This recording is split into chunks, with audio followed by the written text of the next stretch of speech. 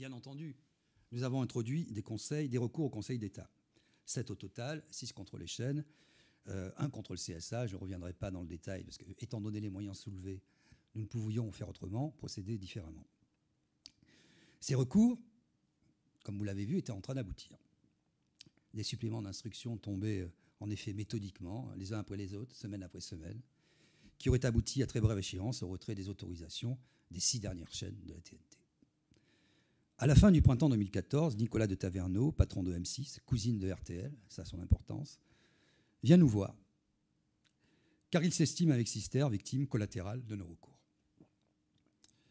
Le 1er octobre 2013, nous avions, je le rappelle aujourd'hui, racheté Sud Radio, qui avait elle aussi des recours pendants au Conseil d'État.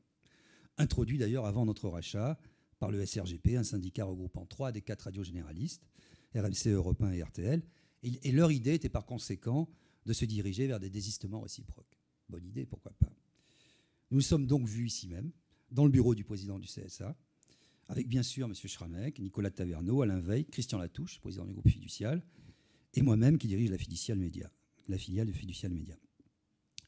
Nous étions, vous vous en souvenez, en ce qui me concerne, assez tièdes au départ sur ce désistement, mais nous nous sommes laissés convaincre de bonne foi pour plusieurs raisons que je vous décline. Premièrement, le CSA avait changé.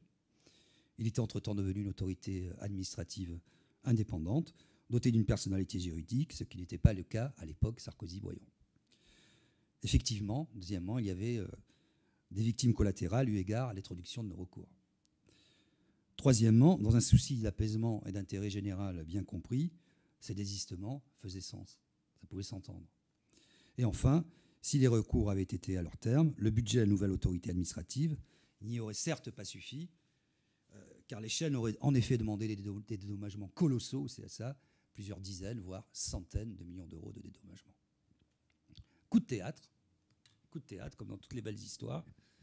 Un dimanche après-midi, Nicolas de Taverneau m'appelle, un homme que j'estime d'ailleurs, sur mon portable, pour m'apprendre qu'Alain Veil voulait changer les règles du jeu à son profit et conditionner son accord au non-passage de LCI sur la TNT gratuite.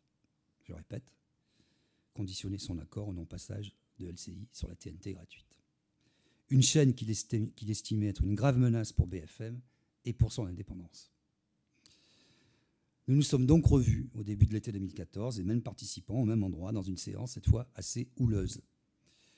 Nous avons signifié à Alain Veil que son chantage était tout simplement inacceptable et que nous n'étions, en ce qui nous concerne, demandeurs de rien, d'aucun accord, et que nous avions simplement accepté de bonne grâce de nous désister pour l'intérêt général et l'intérêt de la filière audiovisuelle. C'est la vérité toute nue. Nous sommes donc quittés ce jour-là sans accord. À la suite de quoi, dans les semaines qui ont suivi, votre Conseil a pris souverainement ses décisions concernant LCI, Paris Première et Planète, après étude d'impact. Les 3 chaînes n'ont pas été autorisées à passer sur la TNT gratuite, et je m'abstiendrai de tout commentaire à ce sujet. Sauf à souligner, et c'est important aussi, qu'à aucun moment, Olivier Schramek n'a exercé la moindre pression sur nous, quelle qu'elle soit. Et j'y tiens, et je le rappelle ici solennellement.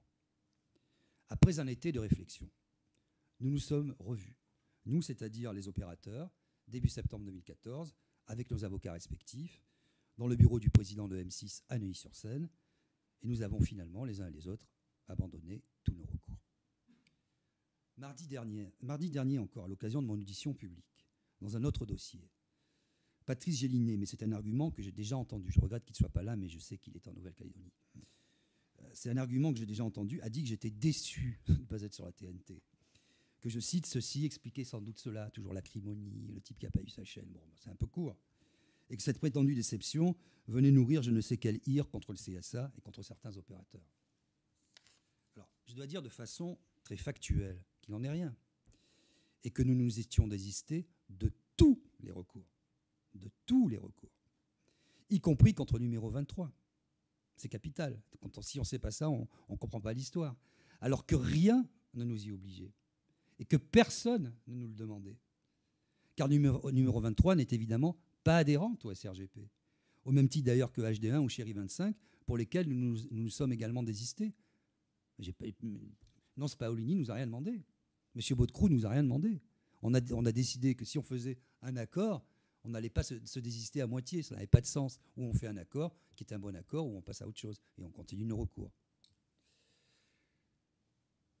Donc, je rappelle aussi qu'à ce moment-là, j'avais retiré, ce que je ne referai plus jamais de ma vie, c'était une erreur, tous les articles que j'avais fait paraître dans Lyon Capital, au titre de la mansuétude, c'était une nouvelle ère qui s'ouvre, etc.